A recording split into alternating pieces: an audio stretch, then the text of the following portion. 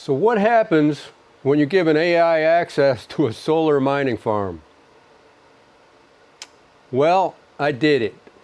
Not the high voltage side, not the safety critical stuff, and definitely not anything where it can just run wild. But I did give my OpenClaw AI access to the technical side of the farm.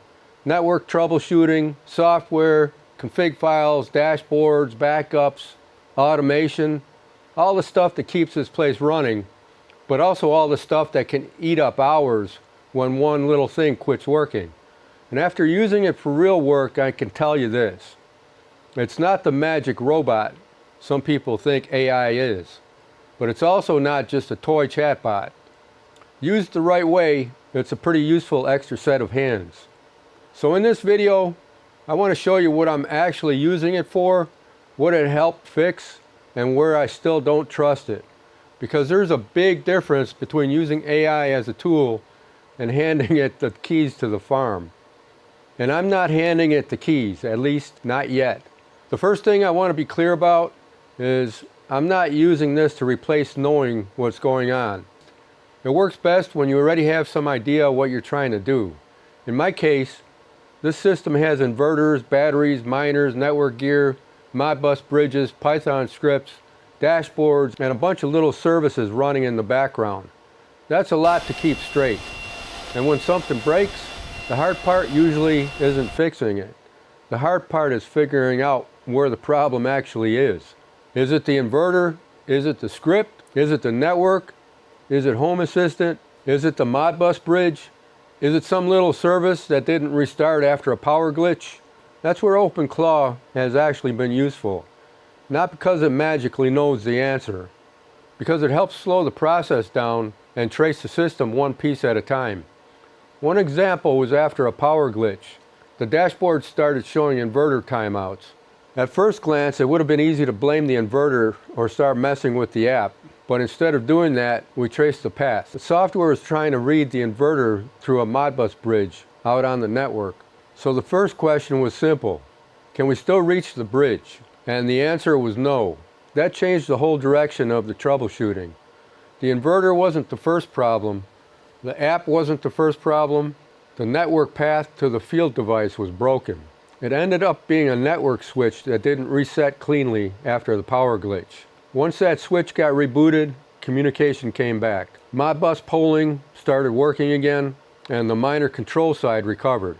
That's the kind of thing I want my AI, OpenClaw in my case, helping with. Not guessing, just helping narrow down where the problem really is. And when you're chasing problems across a system, saving time matters. The other big place I've used it is on the software side. The mining setup already has Python code watching battery state of charge. When the battery gets low, certain miners go into idle mode. When the battery recovers, they can come back on. That's the basic idea. Mine when the solar and battery can support it. Back off when they can't. OpenClaw helped clean up the code, work through the logic, and build a better dashboard around it.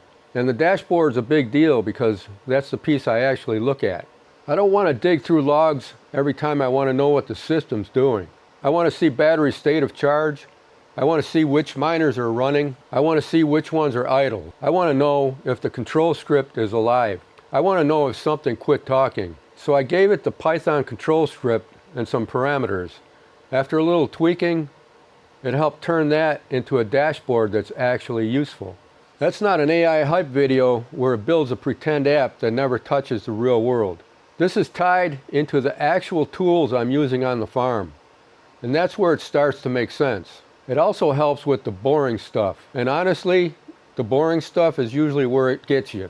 Config files, Linux services, scheduled jobs, backups, little scripts that need to run every few minutes, log files, paths, permissions, all those small things that aren't very exciting, but they're the difference between a system that works once and a system that keeps working. Backups are a good example.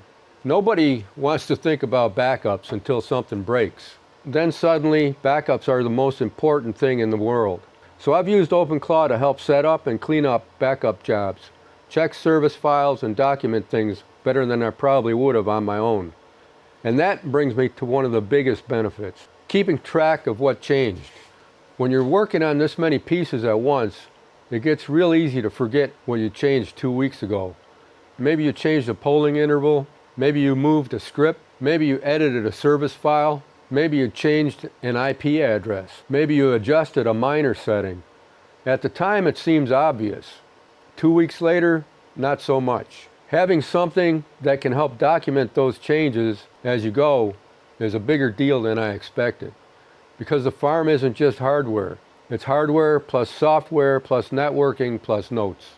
And if the notes are bad, you end up solving the same problem more than once. That was actually one of the early problems with using AI for this. The memory side wasn't good enough. It could help solve a problem in the moment, but if that fix didn't make it into the long-term notes, I'd basically have the same conversation again later. And that gets old fast. So part of making OpenClaw useful here wasn't just giving it access to tools, it was building better records around the work. Better notes, better project history, better documentation. A way to keep the important stuff from disappearing into old chat history.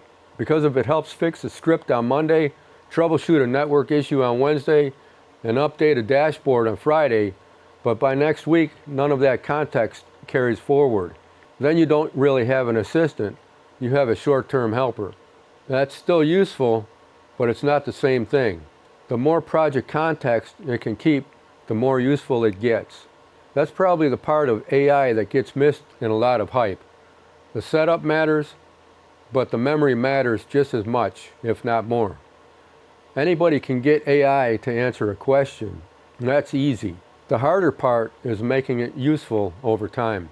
Making it understand the system well enough to build on past work instead of starting over every time. Now with all that said, I'm still careful with it. There are things I'll let it help with, and there are things I absolutely still check myself. I'm fine using it to build scripts, clean up dashboards, and help work through a problem. That's where it saves time. But if something can take down the system, damage equipment, or do something stupid with power, I want a human in the loop. Me. I review what it's changing, I verify the important stuff, and I don't treat it like some all-knowing engineer that should be trusted just because it sounds confident. That's where I think people get AI wrong. Some people treat it like a toy, other people act like it's ready to replace everybody. My experience so far is that it's neither one. It's a tool, a very useful tool, but still a tool. And like any tool, it depends on how you use it. If you don't know what you're really trying to do, it can take you down the wrong road pretty fast. But if you do know the system and you use it to speed up the boring technical work, it can be a big help. For me, the value isn't that it replaces me. The value is that it helps me move faster. It helps me stay organized. It helps me get unstuck, and it helps with the software and network side of a solar mining farm that has a lot of moving parts. So no, I'm not handing over the farm and walking away. Maybe someday, but not today. Right now I'm using OpenClaw more like an extra software guy, an extra network helper, something that can look at a problem with me, help sort through the details, and keep better notes than I probably ever would on my own.